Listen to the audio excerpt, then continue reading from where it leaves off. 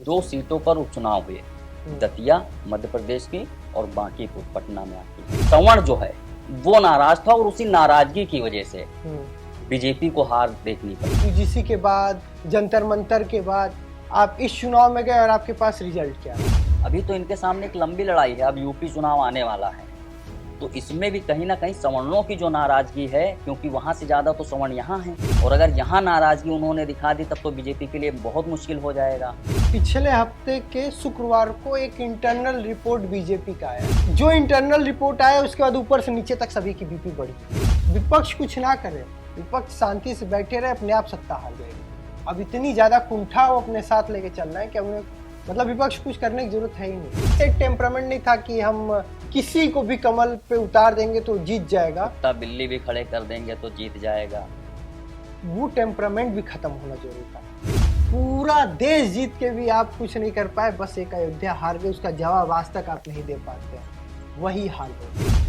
अब बीजेपी राष्ट्रीय अध्यक्ष की सीट अगर आप हार गए तो ये विपक्ष घुमा घुमा के आपसे बस यही सवाल कहेगा, राष्ट्रीय अध्यक्ष की सीट तो आप नहीं बचा पाए, कहाँ जीतने जाएंगे? ये जो बोझ है ना, ये लेके बीजेपी कार्यकर्ता कहाँ जाएगा, किस मनोबल के साथ जाएगा और क्या कहेगा, कुछ नहीं बोल। दो सीटों पर उपचुनाव हुए, दतिया मध्य प्रदेश की और बांकीपुर पटना में आती है।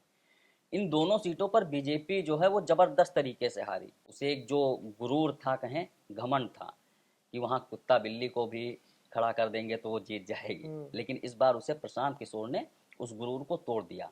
लेकिन इसमें कहीं ना कहीं एक और चीजें उठ के सामने आए कि सवर्ण जो है वो नाराज था और उसी नाराजगी की वजह से बीजेपी को हार देखनी पड़ी। तो इसे कैसे देख रहे हैं तीन आप? जगह उपचुनाव, 3 सीटों पे उपचुनाव था, एक मध्य प्रदेश, गुजरात और बिहार। इन तीनों का समीकरण मतलब एकदम उल्टा था। पहली बात तो हम दतिया से शुरू करते हैं। दतिया में नरोत्तम मिश्रा का टिकट काटा गया। नरोत्तम मिश्रा जो पहले गृह मंत्री रह चुके हैं, पिछली बार वो चुनाव हार गए थे और उसके बाद वहां से कांग्रेस के उम्मीदवार जीते थे, लेकिन उनको सजा हुई, फिर वहां पे उपचुनाव हुआ और नरोत्तम मिश्रा करीब 6 महीने से प्रचार कर रहे थे और वो आश्वस्त थे कि उन्हें टिकट मिलेगा। उन्हें टिकट नहीं मिला। आशुतोष तिवारी को उनकी जगह पे टिकट दे दिया गया। पूरा मान मनोबल हुआ, उनको भोपाल बुलाया गया, दिल्ली मिले। उसके बाद वो अपने जो जिनको टिकट मिला उन्हें आशुतोष तिवारी के लिए चुनाव प्रचार करने आए। 2 बात शुरू हुई। 6 महीना से एक तो ये प्रचार कर रहे थे, उनका पूरा कहिए गृह जनपद, गृह विधानसभा क्षेत्र, और आपने वहां कार्यकर्ताओं को बनाया है बहुत कुछ, चूंकि गृह मंत्री आप थे तो आपने बहुत कुछ किया है। ऐसे में वो कहते रहे कि भावुक भी हो गए थे। वो जब वोट मांग रहे थे आज तो उसके लिए भावुक हो गए थे। और वहां पे एक चीज बात सामने आई कि वहां पे भी जो आपने यूजीसी स्वर्ण और ब्राह्मण की बात कर रहे हैं, आप एक सेट, मतलब हम कहते हैं ना कि अनुभवी ब्राह्मण नेता, बड़ा ब्राह्मण नेता, एक वो जो यूपी के भी कुछ क्षेत्र में, बुंदेलखंड में ब्राह्मण तो पे पकड़ रखते हैं, वैसे ब्राह्मण नेता का आपने टिकट काटा। ब्राह्मण को ही टिकट दिया, लेकिन बड़े नेता का टिकट काट के, जो ऑलरेडी अपने समाज के लिए बहुत कुछ कह रहा है, कर रहा है और करते आया है, उसका आपने टिकट काटा। मैसेज जो जहां तक जाना था वो सर्कुलेट हो गया। यानी आप किसी बड़े ऐसे लीडर को, ब्राह्मण लीडर को बड़ा नहीं होने देंगे, आप पर करेंगे। मतलब कहीं ना कहीं बीजेपी को या मोहन यादव को ऐसा लग रहा होगा कि नरोत्तम मिश्रा जो है उनके कद से ऊपर जा रहे हैं, एकदम, है ना? और एज ए ब्राह्मण लीडर तो आप ये देखिए ना कि बीजेपी में कौन अभी कहाँ ब्राह्मण लीडर बचे हुए हैं? ना यूपी में कोई बड़ा ब्राह्मण लीडर है। एमपी, राजस्थान में, राजस्थान में अगर जिसको बनाया गया है मुख्यमंत्री, पहली बार के विधायक है, बड़े तो है नहीं, उनके पास जन समूह तो है नहीं। तो ऐसे में किसी ब्राह्मण बड़े नेता का टिकट काट के ब्राह्मण छोटे नेता को दे देना, तो आपने उस समाज को तोड़ा। दूसरा, अब आते हैं दूसरे बांकीपुर।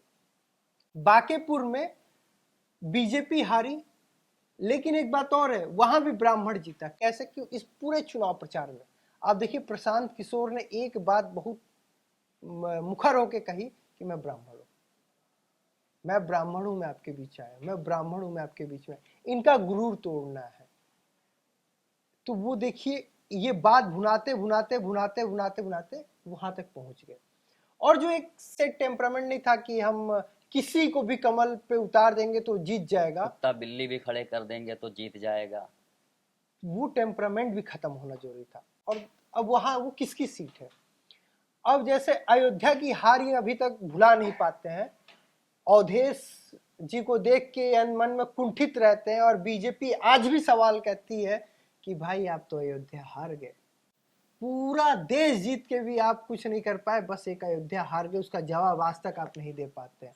वही हाल होगा। अब बीजेपी राष्ट्रीय अध्यक्ष की सीट अगर आप हार गए तो ये विपक्ष घुमा घुमा के आपसे बस यही सवाल कहेगा, राष्ट्रीय अध्यक्ष की सीट तो आप नहीं बचा पाए, कहां जीतने जाएंगे? उपचुनाव वैसे भी सत्ता का चुनाव होता है। सत्ता भाई वो ना मुख्यमंत्री बदल सकता है, अगर विधानसभा का है, लोकसभा का है तो ना प्रधानमंत्री बदल सकता है। दोनों जगह से ना मोहन यादव की सेहत पे कोई असर पड़ेगा ना सम्राट चौधरी, दोनों सीएम बने रहेंगे। लेकिन ये जो बोझ है ना, ये लेके बीजेपी कार्यकर्ता कहां जाएगा, किस मनोबल के साथ जाएगा और क्या कहेगा, कुछ नहीं बोल पाएगा। भले ही मतलब इसका कोई प्रभाव ना पड़े, ठीक, उसका कुछ असर ना दिखे, लेकिन एक मैसेज जो जनता के बीच गया वो तो बहुत ही खराब गया। फ्लोट हो गया ना आपके पास। आप देखिए यूजीसी के बाद, जंतर मंतर के बाद आप इस चुनाव में गए और आपके पास रिजल्ट क्या रहा? और कहीं ना कहीं तो बिहार की जो बांकीपुर है उसको लेकर लोग ये भी कहते हैं कि जो भरत तिवारी का मामला हुआ उसको उसने भी कुछ डैमेज किया इनका, एकदम डैमेज किया। कि किस तरीके से उनका इनकाउंटर हुआ भरत तिवारी का। फिर लोगों ने जो न्याय के लिए मांग की, उनके परिवार धरना पर बैठ गए, उनकी माँ रोती रही, लेकिन आपका कोई मंत्री करीब 1 हफ्ते 10 दिन तक नहीं गया। उसके बाद आपका एक मंत्री जाता है वहाँ पे, वो बयान देता है और फिर आर्थिक सहायता भी थोड़ी बहुत देता है, लेकिन जो पहले डैमेज हो गया उसको आप कैसे मैनेज करेंगे, एक बड़ा जो हो सवाल गया। है। और एक बात और है, भरत तिवारी मामले में एक सिपाही को सस्पेंड किया गया। क्या सिपाही के पास इतना अधिकार होता है गोली चला दे? भाई टिगर पे उंगली उसने दबाई थी, लेकिन आदेश का दबाव किसका था? क्यों नहीं उसको सस्पेंड किया गया? एसपी कहाँ है? वो कंधे पे जो स्टार लगा होता है अशोक के साथ, वो वाले कहाँ हैं? वो तलवार के साथ जो अशोक लेके घूमते हैं, जो पटना में बैठते हैं, वो कहाँ हैं? क्यों नहीं वो सस्पेंड हुए? क्यों नहीं वो जांच के दायरे में?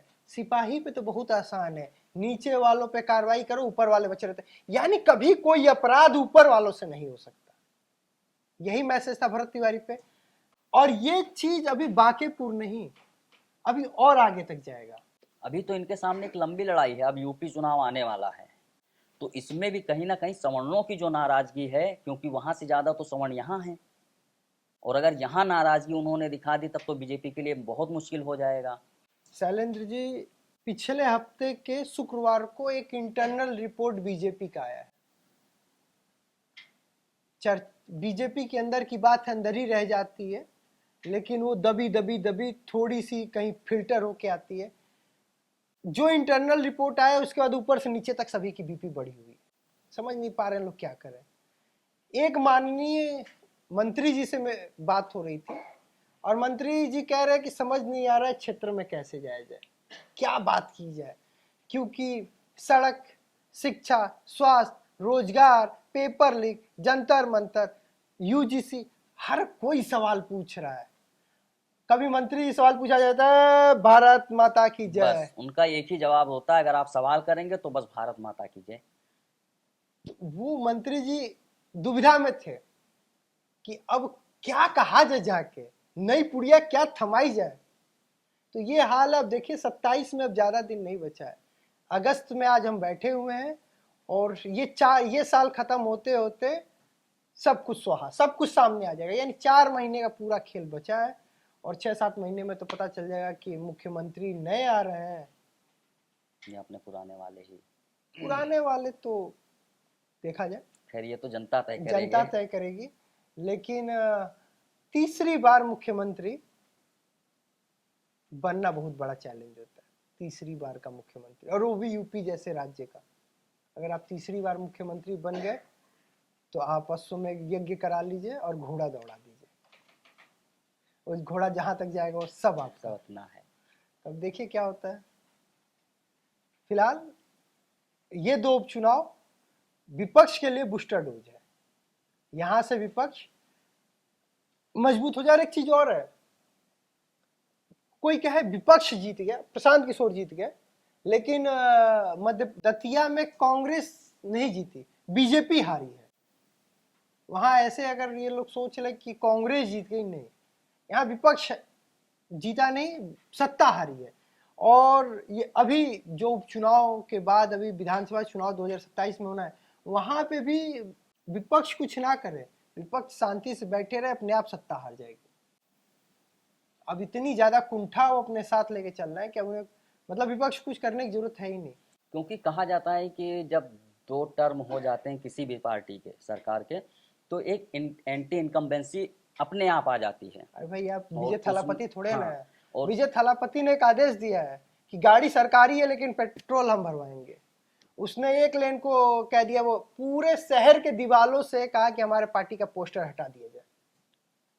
तो आप थलापति जैसा निर्णय लीजिए तो कम से कम जनता के जहन में जाएगा। हाँ, थलापति एक को मैसेज जाएगा कि हाँ, जो पार्टी लाइन से हट के, राजनीति से हट के हाँ, काम हो रहा है।